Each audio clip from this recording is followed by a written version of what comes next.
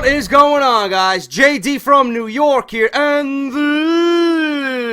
this is part 2 of the number 1 fucking source for everything WWE right here on YouTube.com, man. This is Off The Script. This is number 88. Thank you guys so much for spending your Saturday mornings with me, man. Hell in a Cell weekend. We are 1 day away from Hell in a Cell and Brock Lesnar versus The Undertaker. It's going to be a great show. I'm going to be doing the full review as soon as the show ends right here on my channel. Make sure you guys tune into that. As always, with every pay-per-view, I'm right here on my channel covering it for you, giving you guys the most important information, and giving you guys my opinion about everything that happened at the pay-per-view. Lesnar, Undertaker should be a great main event. Alright, so thank you guys joining me for Off The Script on Saturday. Greatly appreciated, as always.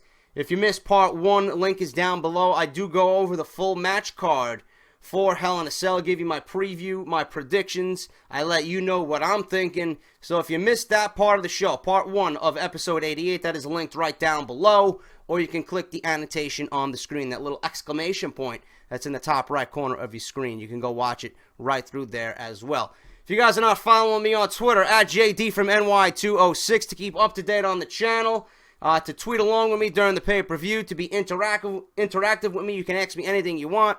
So make sure you follow me on Twitter, man, at JD from NY206. I might not answer everybody simply because I haven't been on my phone much lately, but you can always follow me and keep up to date on whatever I do, as well as tweet along with me during the shows, because you know I'm going to be tweeting along during Hell in a Cell and Monday Night Raw. Usually I do, and then NXT as well, okay? If you're not following the channel, man, hit that subscribe button.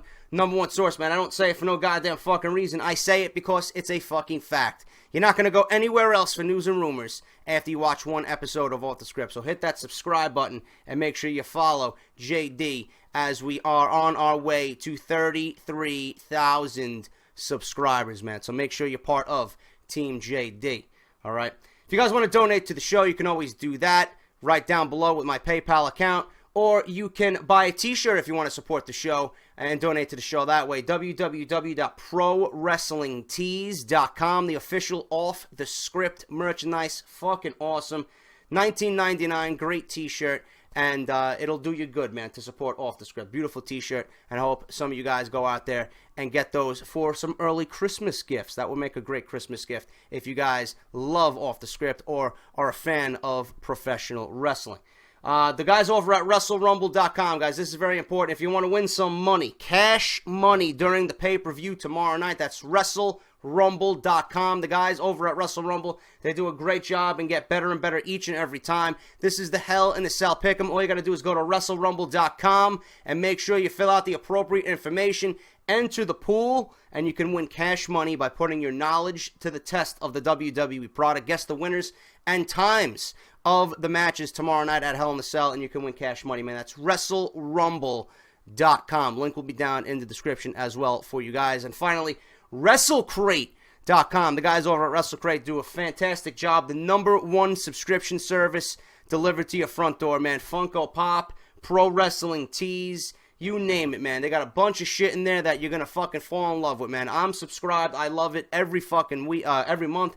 And I did an unboxing for you guys, September 2015. If you want to go check that out, link is also down below. That's WrestleCrate.com and at WrestleCrates on Twitter. Use the code when you go check out JD Sent Me for an instant 10% off. So make sure you guys do that as well, okay? Now, let's get into the news, guys. We got big news about Hell in a Cell. What else is new? Brock Lesnar versus The Undertaker, man. What is going to happen at the conclusion of this match? The main event of the Hell in a Cell pay-per-view is Brock Lesnar versus The Undertaker. WWE has been hyping this as the final encounter of the Beast versus the Deadman. The match has been set for a few months, but it's going to come down to a few seconds to determine the winner of such an epic final battle. Who gets the win? As of this writing, one of the 2 scenarios is most likely. According to WrestleZone.com, Lesnar will either win the match clean to officially end their feud, or Lesnar will only lose through interference to set up his next feud. Brock Lesnar doesn't have a match set up for WrestleMania 32, and there are no confirmed plans for Lesnar between Hell in a Cell and WrestleMania. It's most likely that Lesnar's opponent at WrestleMania 32 in Dallas would get involved in his Hell in a Cell match with The Undertaker this Sunday. There have been a lot of rumors for Brock Lesnar versus Stone Cold Steve Austin this April, but there have been no confirmed rumors for that match. And the Lesnar-Austin podcast on Monday didn't indicate any feud building between the two. Brock Lesnar's WrestleMania opponent is still very much up in the air. Many in WWE are itching for a Austin versus Lesnar match, but they know that Vince McMahon wouldn't place the final encounter of Brock Lesnar and The Undertaker on the Hell in a Cell pay-per-view in October unless McMahon has a major angle planned. The Rock has been rumored and discussed as a strong possibility for Brock Lesnar at WrestleMania immediately after WrestleMania 29, yet there has been nothing solid to make anyone believe that The Rock is appearing at WrestleMania or at Hell in a Cell this coming Sunday. This is very interesting, alright? I don't know how many dates Brock Lesnar has on his contract. I really don't. According to sources, Brock Lesnar didn't even have Hell in a Cell as one of the events that he would be competing at. WWE is actually paying him extra and using his services like they should be, okay, at Hell in a Cell. So this is something that Lesnar did not plan on. He was not scheduled for this. Vince McMahon made this decision for The Undertaker and Brock Lesnar to do it at Hell in a Cell. Now, the one interesting part of this news article is that Vince McMahon made this decision. Nobody knows what Vince McMahon is doing. Nobody knows what Vince McMahon has planned besides Vince McMahon. And maybe a small group of individuals, which probably include his daughter, Triple H, and Kevin Dunn. And that's about it. All right? WWE, most of the time, has these surprises ruined. But if it's something major, you know WWE is going to be very, very tight-lipped about it. Nothing is going to get out where the dirt sheets are all over it and they're reporting it and then I'm reporting it here to you guys on Off the Script. The only thing that I can think of this match ending is that it does set up Brock Lesnar's next feud. If it does not, I think The Undertaker needs to win this. He needs closure. Like I said on my preview yesterday, Brock Lesnar has something that is the most important out of all of this.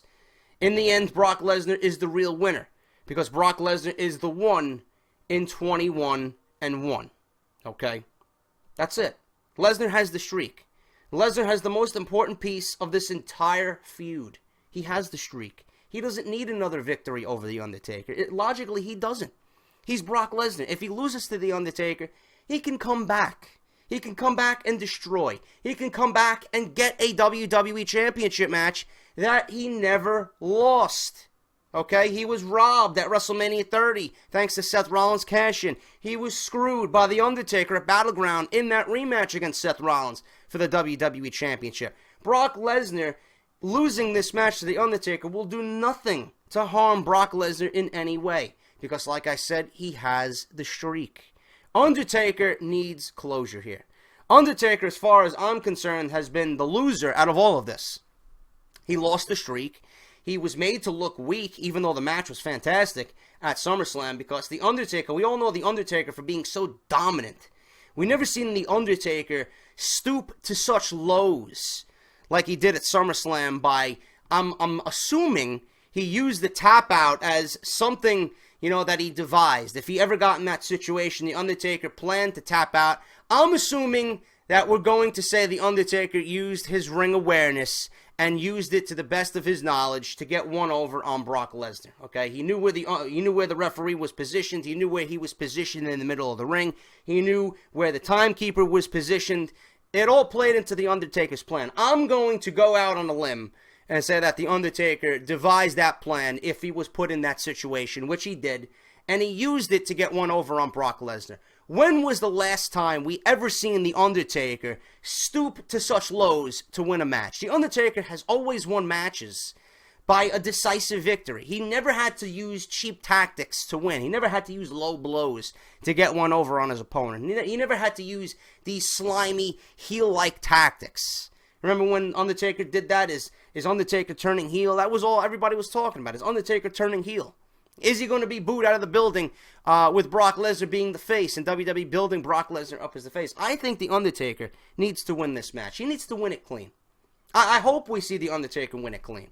Because Lesnar, a loss to Lesnar will mean nothing. He's going to be getting another championship match. The WWE eventually has to revisit this. It has nothing to do with Brock Lesnar's match against Seth Rollins and what happened with that entire situation. I think The Undertaker needs to win this clean. All right, I don't think Lesnar's going to win it clean. He doesn't need to. You know, I don't see who WWE has planned for Lesnar's opponent at WrestleMania. This very well may be nothing. You know, Vince McMahon could have made this decision because logically, this is a match that will end a feud, and maybe he thought, listen, you know, I have something better planned for The Undertaker at WrestleMania. I don't want to see this match again at WrestleMania. I don't think these guys are going to put on a match like they did at SummerSlam again. How many times are we going to see this? How long can we possibly drag this out? You know, we want a quick solution to this. You know, it didn't make any sense if SummerSlam ended and then we would have to wait till WrestleMania to find out a true winner of this feud. That's way too long. You know, you have the opportunity to lose people's interest if the build is going to be that long from SummerSlam to WrestleMania. You want to keep everything fresh. You want to keep this right in the back of people's minds. You know, Undertaker, Lesnar, oh shit, Hell in a Cell, let's end it. Hell in a Cell is a match designed to end feuds, to end careers. And WWE, you know, thankfully had the right decision here by putting these two men in Hell in a Cell, live on the network, to end this feud once and for all. You know, like I said on the preview yesterday, I think Brock Lesnar is set to win the Royal Rumble. I think the Authority is going to get involved in some way. I think the Authority is going to get involved. I think Brock Lesnar is going to have to put himself through hell to win the Royal Rumble and get his championship match. You know, they have to revisit this Seth Rollins feud because Lesnar was never given a true championship match. I honestly think it's going to be Lesnar and Seth Rollins at WrestleMania. That's the only thing logically that makes sense. I mean, would you guys be interested in seeing The Rock go up against Brock Lesnar? Modern day Brock Lesnar against the fucking Hollywood star, The Rock? I mean, is anybody interested in that? I know I'm not. You know, The Rock has been rumored to go against Triple H. So I don't know what's going on with Lesnar. I don't know who else could be in a match at WrestleMania with Lesnar besides Seth Rollins. I just don't know. And I think The Undertaker is going to be battling John Cena at WrestleMania. It just makes sense. It just really makes sense, man. So I don't know what's going to happen. There could be a major angle planned. The Rock has been rumored, but I doubt he shows up. You know, WWE being that, you know, they have done nothing to book this pay-per-view and generate any interest besides this Hell in a Cell theme with Lesnar and The Undertaker, you know, we may be due for a major surprise. I don't know. I can't sit here and tell you I have the answers. I'm just giving you, logically, what I think should happen. You know, if it happens, it happens. If it doesn't, it doesn't. I'm just discussing WWE with you guys, and I'm giving you what I'm thinking, logically, as far as the WWE product goes. But if The Rock does show up tomorrow night, you know, God bless him, you know. It'll be exciting for everybody, and it'll be a shock because nobody's really anticipating it. You know, The Rock could very well show up. It's in Los Angeles. You know, I believe The Rock does live in Los Angeles. He's Mr. Hollywood. You know, maybe he makes an appearance at Hell in a Cell. I don't know. But that's the latest on Brock Lesnar versus The Undertaker. I'm sticking to my guns, man. I'm saying Undertaker wins clean for the reasons that I gave you. If not, I really don't know what else to tell you guys. That's just what I'm going with as far as the main event tomorrow night. Hell in a Cell, Brock Lesnar versus The Undertaker. This is actually a report that goes with the first thing that I mentioned about Brock Lesnar and The Undertaker. This is from another source. WWE right now is in a tough spot with John Cena and Randy Orton being out of action, so they are very thin on top-level talent right now. Orton is out with a dislocated shoulder, and Cena is out until December. Part of the reason that Cena will be out, as I discussed here on Off the Script, is because he's filming a fitness reality TV show for Fox Network. Brock Lesnar and The Undertaker are not expected back this year after Hell in a Cell. Lesnar's appearances this month were added dates where Lesnar was being paid extra.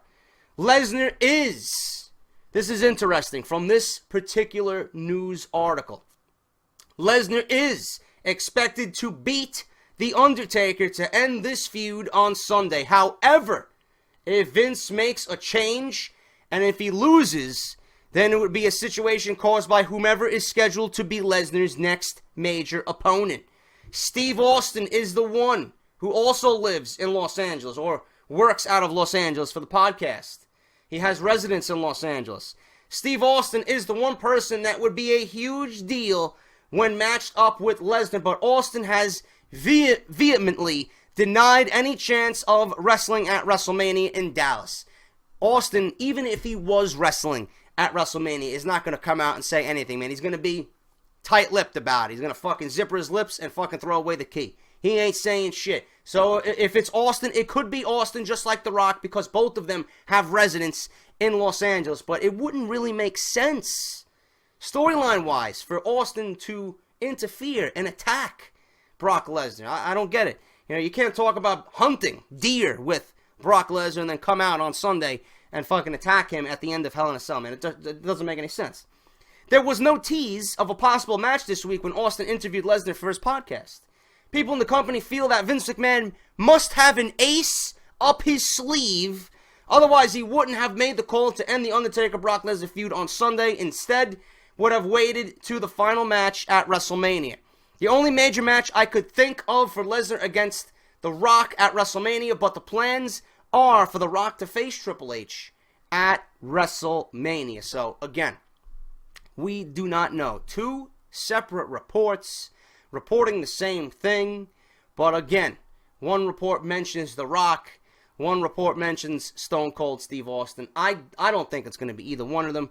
All we know is that this is intriguing enough for the fans. This is going to be interesting enough for the fans, and the real winner here, as far as this match goes, Lesnar and The Undertaker, is going to be us, because it is going to be unpredictable. And unpredictability is the best thing you can have when going into such a big, big main event at a pay-per-view. So it's going to be interesting. We'll be covering it all weekend long right here on Off The Script. Who do you guys want? The Rock, Stone Cold, or do you want something completely different for Brock Lesnar, like a Seth Rollins? Let me know down in the comments below. Let me know what you think is going to happen at WrestleMania. You guys know where I stand. Austin not going to be at the event. I think it's going to be Lesnar and Rollins, and Lesnar going to win the Royal Rumble. That's my prediction. So let's have some fun with that. Let me know what you guys think down below. All right. A few weeks ago, Alberto Del Rio's status with Lucha Underground was up in the air. Del Rio was the highest paid talent in the promotion and was AAA heavyweight champion. His return for Season 2 appears to be unlikely at this point, and Del Rio can get out of his contract if he so wishes. Del Rio was also said to be back in discussions with WWE after canceling his contract with Lucha Underground. TNA and New Japan Pro Wrestling have reached out with much interest to make Del Rio a major face of the company in an update to this story. Alberto Del Rio and Lucha Underground talks have now completely stalled. One person close to this situation was quoted saying Alberto is out as of right now. The blame is falling to disagreements involving money and creative differences, like I reported on Off The Script already. Del Rio is also requesting December off because he wants to have the holidays with his family. As far as WWE talks are concerned, Del Rio has revealed to some close to him that a WWE return would work if the money is right and only if it's for WrestleMania. Del Rio also wants an advertised return, not a surprise return that uses him to shock the fans. Del Rio wants people invested in his character. Now, a few things about this one. All right, number one, Del Rio seems to know what he wants. He doesn't want a surprise return where he just comes out in the Royal Rumble and people are fucking, oh my God, it's Alberto Del Rio. People want an advertised return because he wants people invested in his character. That is understandable, okay?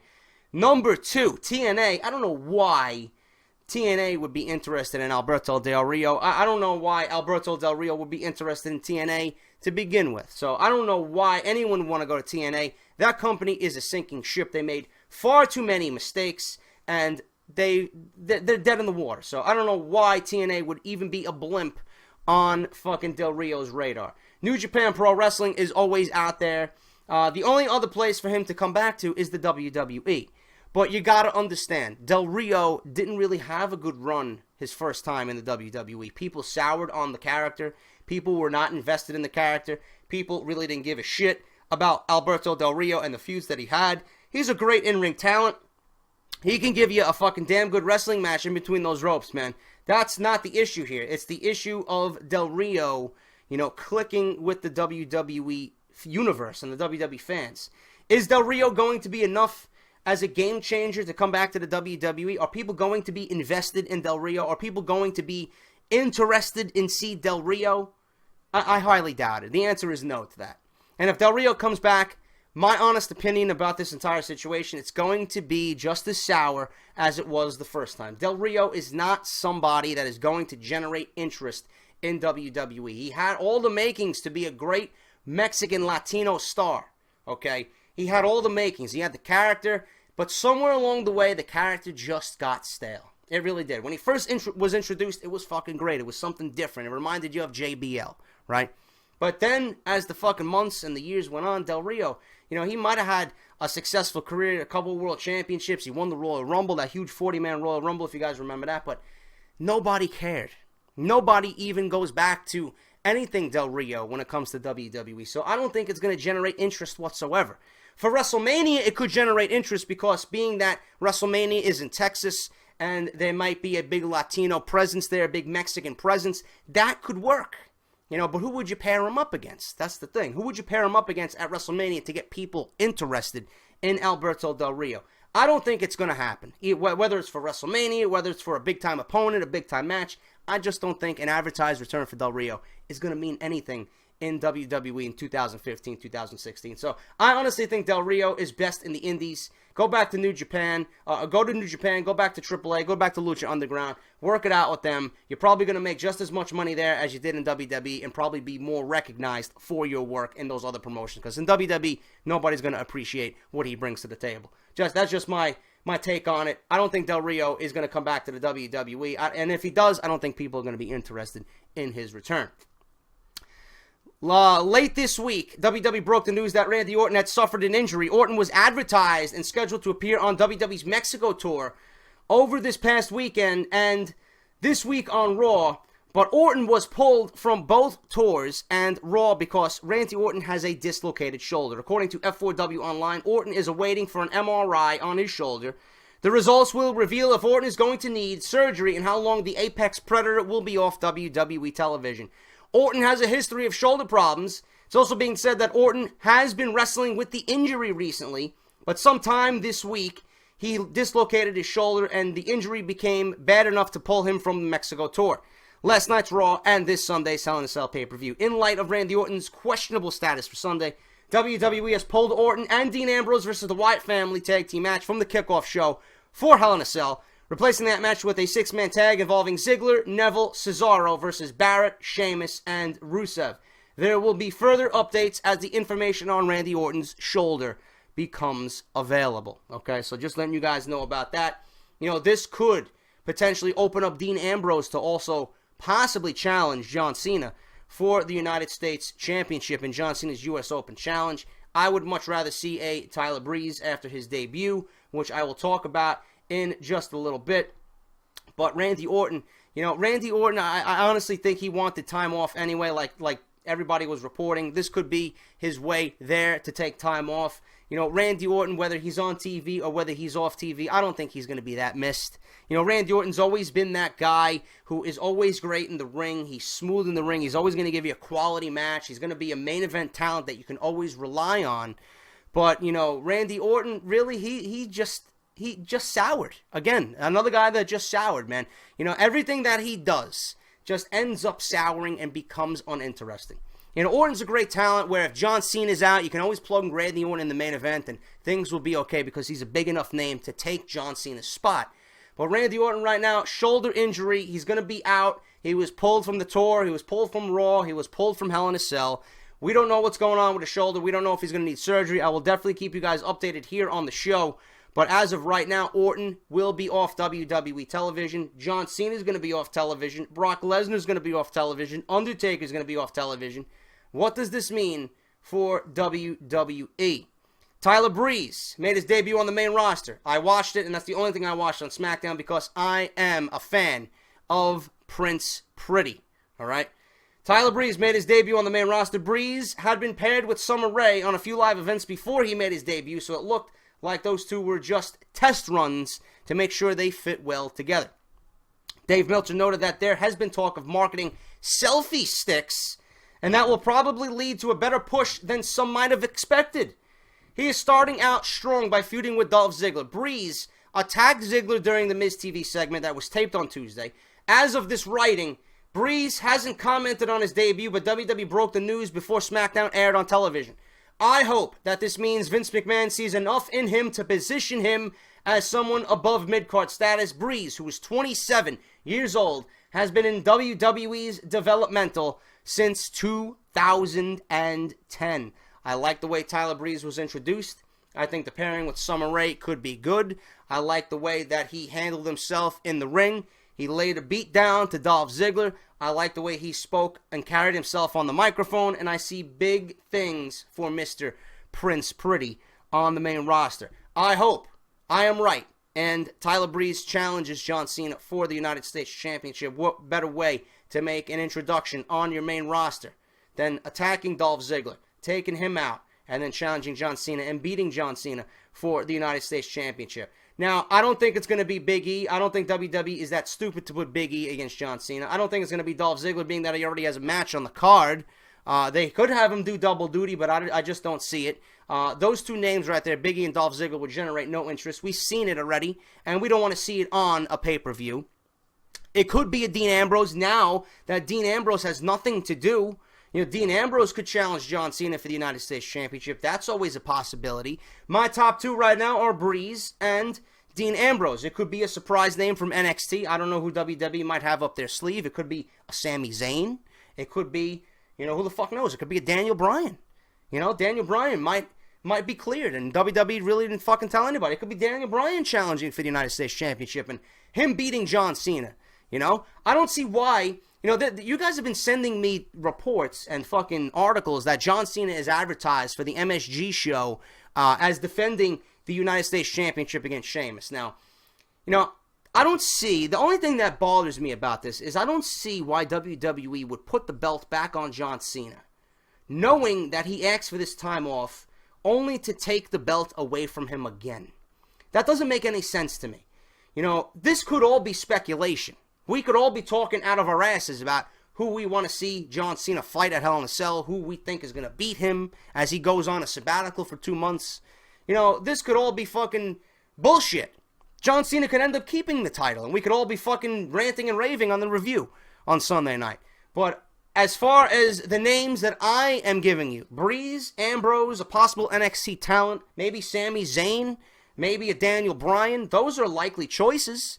Those are choices that people are thinking of. You know, Sami Zayn is due to come back. Maybe WWE's keeping Daniel Bryan a surprise. Maybe Daniel Bryan is the guy to, you know, grab the torch or take the torch from John Cena and carry that United States Championship and make it proud, make him proud as he's out, and then we can have a fucking match between John Cena and Daniel Bryan upon his return. I don't know, man. I'm just throwing ideas out at you.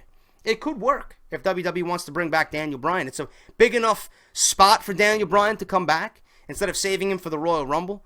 You know, who knows, man? But it's going to be interesting. Based on John Cena's opponent, and we don't have any idea who it's going to be, and then the main event, Hell in a Cell is going to be a very, very newsworthy show. Okay, so we have to keep in mind, this is all unpredictable, man. Unpredictability right now is the one thing Hell in a Cell has going for it. That unpredictability as far as the wrestling fan goes, which in turn makes the product and the show better for us because, you know, when we're sitting there and we know everything that's going to happen, it's not really fun. We see everything how it's played out. We've been guessing how it's going to be played out for weeks. The unpredictability right now as far as John Cena's opponent and the conclusion of Lesnar and The Undertaker has things very, very interesting for Hell in a Cell. All right. And finally, guys, I got one more news article for you guys here. The Wrestling Observer newsletter is reporting that two big names are being considered for future Stone Cold Steve Austin podcasts on the WWE Network. Those names include Eric Bischoff and, surprising here if they can pull this one off, I doubt it, Ronda Rousey. WWE plays a WrestleMania 31 video at most of the live events. When Rousey is shown on the screen, she gets a bigger reaction than anyone, including The Rock. There was talk about Rousey shooting an angle at Hell in a Cell, but it doesn't look like it'll happen since WrestleMania seems to be out of the picture as of now for Ronda Rousey in 2016. It should be noted that Rousey has not completely closed the door on doing WrestleMania in Dallas. During a Q&A in Australia, she teased that she could still fly from Indonesia, where she's filming a movie, to Dallas to make it to WrestleMania 32. She also said that if she was going to appear on the show, that she wanted to keep it a surprise because fans love surprises. I'd love to see Eric Bischoff on the WWE Network with Stone Cold Steve Austin. I think that would be great. Uncensored, unedited, Bischoff and Stone Cold, man. Bischoff has a lot to say. I'm still a big Eric Bischoff fan and what he brings to the table. And Ronda Rousey, forget about it, man. You want to get subscribers to the network? Ronda Rousey, certainly. If WWE can pull that fucking feather out of their cap, it would be a great catch for the network and the entire company as a whole if they're working with Ronda Rousey. Stone Cold Steve Austin, you know, if you listen to his podcast, he's not afraid of backing down from any questions. So who knows what he might be asking either Bischoff or Rousey live on the Stone Cold podcast on the network. Man, it's going to be interesting. And like I said, if I hear anything regarding his next big name, his next interview, I will definitely let you guys know here on Off the Script, all right? But thank you guys so much for watching. That is part 2. For part 3, we got news on Luke Harper and where he was on Monday Night Raw. I got news on WWE and the 50-50 booking, the back-and-forth booking, meaning 1 week, you got one guy who gets a victory. The next week, that same guy gets a loss, and back and forth. The 50-50 booking is not the way to make stars. I got news on why WWE is booking their characters and their wrestlers in 50-50 clubs, man. The 50-50 club is fucking unbelievable. How WWE just fucking fucks their characters and their storylines and then gets no one over. Why is WWE booking their shows 50-50? I'll let you know about that. Also got news on SmackDown going live. Yes, SmackDown going live on the USA Network in 2016 every Tuesday. Major overhaul to SmackDown coming, being rumored. I got news on that. Plus the Off the Script Part 3 Q&A, guys. If you want to get the Q&A in, use the hashtag on my Twitter only. Alright, if you guys don't have a Twitter, go and make one, because I'm not taking questions in the comment section. On Twitter, hashtag OTS88. If you guys want to ask me questions, and make sure they're intelligent questions too, I will not be taking more than one question from one person, man. Alright, so one question. If you guys ask double, triple, quadruple questions, you are not going to be answered at all. Alright, so guys, follow me on Twitter, at JD from NY206, and use the hashtag, tweet at me, OTS88, if you guys want to get on the Q&A. Alright, guys, thank you so much for watching. Please make sure to check out my sponsors. If you want to donate to the show, ProWrestlingTees.com, or you can donate alone in my PayPal. Link is down below for that. WrestleRumble.com, make sure you guys enter the pool for Hell in a Cell. WrestleCrate.com, make sure you guys go out and check them out if you love professional wrestling. It's a subscription service. Great product. Use my code JDSENTME for an instant 10% off. And I'll be back with part 3, guys, of Off the Script. This is the #1 source for WWE news and rumors right here on YouTube.com. And I'll see you back on Sunday, part 3 of Off the Script. Hell in a Cell Sunday, guys. Until then, this is JD, and I'll talk to you all on Sunday morning.